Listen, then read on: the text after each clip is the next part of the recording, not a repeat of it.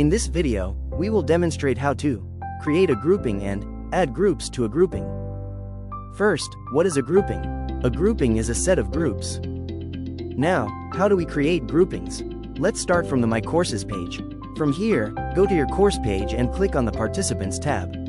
Click on Enrolled Users, and from the drop-down menu, select Groupings.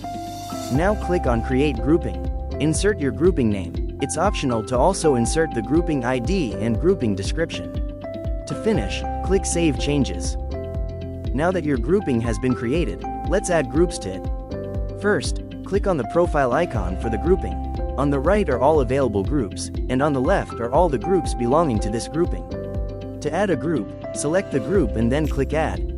Repeat this process to add more. Note that you can also click and drag to select multiple groups. To remove a group, select the group and click Remove. Once you are done, click on Back to Groupings. Now you can create a grouping and add groups to a grouping.